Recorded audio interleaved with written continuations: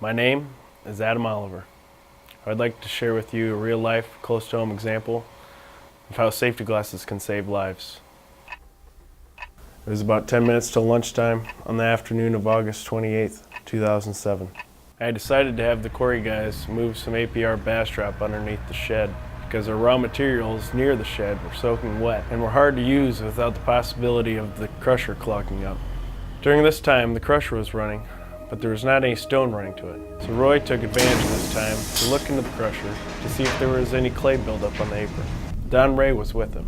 I was driving through the quarry and I heard Roy sarcastically say, "Thank you, Adam." So I instantly knew that there was a buildup on the apron. I decided to drive over to the crusher so I could determine what material was the main contributor to causing the buildup. And then I could take this material out of the mix so we wouldn't have any more problems. As I pulled up, Don Ray was driving away from the crusher. And from the cab of the truck, I could see Roy was up by the crusher door all by himself. Back then, face shields were not required, and they weren't stored near the crusher. I thought to myself I should go back to the office and grab mine, but I knew Roy was up there all by himself, and if something were to happen to him, no one would be there to help him.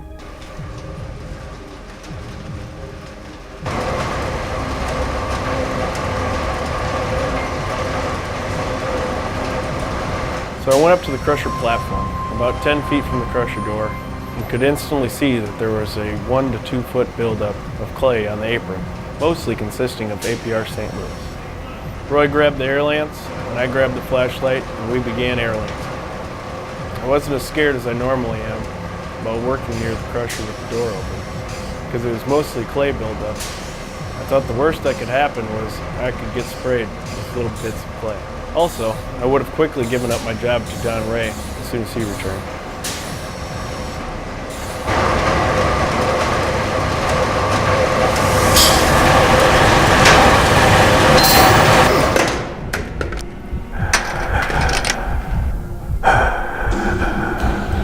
When I finally came to after about 5 seconds, I felt the blood pouring into my hand. I had been hit by the rock, shot out of the crusher, moving about 90 miles an hour. I opened my eyes and I have never seen so much blood, but I could only see it out of one eye. Roy! You need the ambulance! Council! Call an ambulance! Adam's been hurt!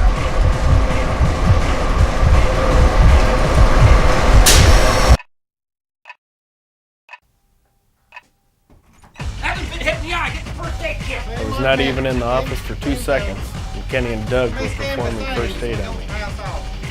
Hang on, Adam. The ambulance is on the way.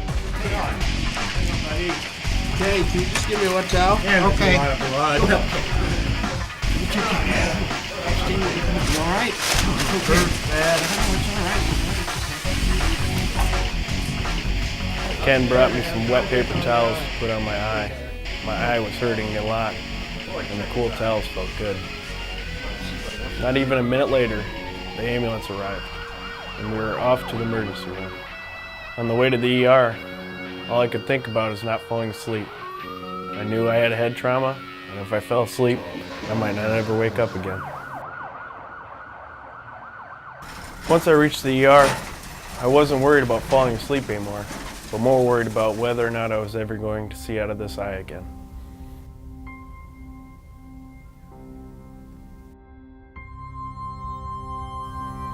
The doctor pulled my swollen eye open and everything was black. I tried my hardest not to be afraid and laugh it off with a few jokes about how this is going to mess up my modeling career. But deep down, all I kept thinking is, am I going to be able to watch my daughters grow up with 2 normal eyes? Will I be able to do the fatherly things I like to do with only one eye? Will my wife of 7 days think any less of me with only one eye? Millions of things were running through my head. On top of that, my father, the man I look up to, the one who's the backbone of my family, is looking more frightened than I've ever seen him. And my mother has turned pale yellow. And at this point, she's sitting in the corner because she thought she was going to faint. This is all I had to think about when they wheeled me down to have a CT scan performed. When I returned to the ER doctor, he said he would stitch me up and that I would have to hurry to the ophthalmologist. The doctor said the specialists at the eye surgeon center would have to determine whether or not I would need surgery.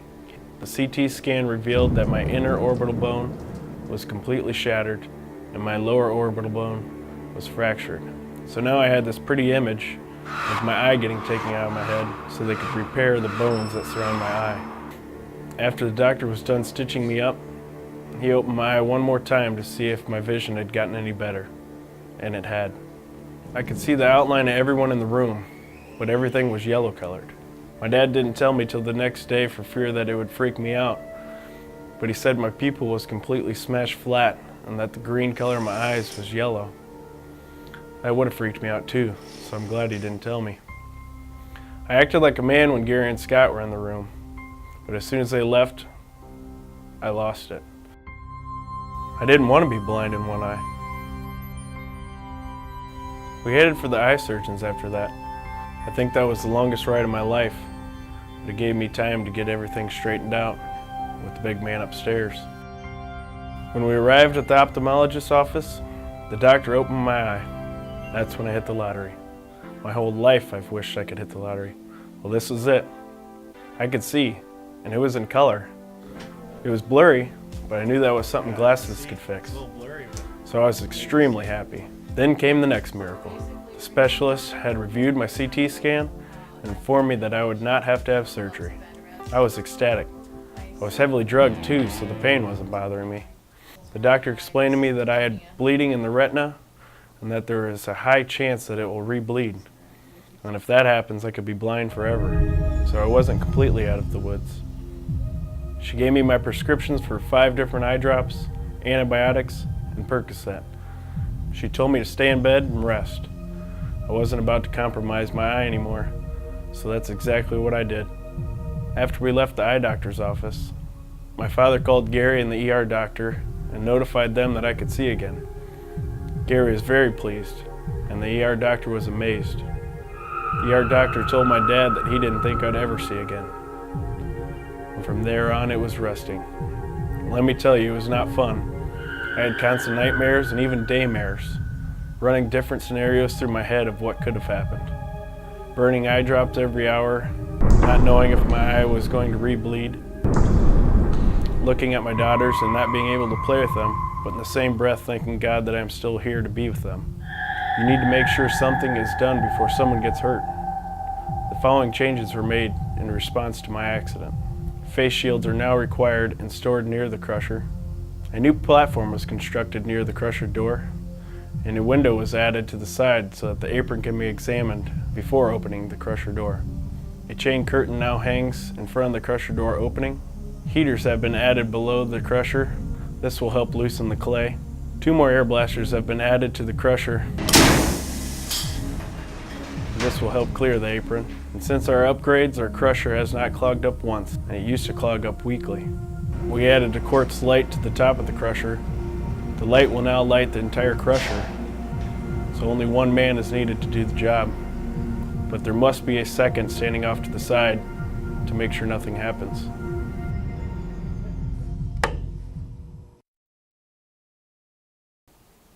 It's funny when you get hurt, people like to tell stories and compare battle wounds. Well, I was told one story by my cousin. It started off with his 2-year-old son. Him being a 2-year-old, he likes to pick up things and throw things. One day he picked up a pebble and threw it. This pebble happened to hit his mother in the eye. She can no longer see out of that eye. That's all it takes. A pebble accidentally thrown at you, a rock gets kicked up by a truck driving by, a piece of wood flings off the table saw. It's gonna happen. The question is, will you be ready?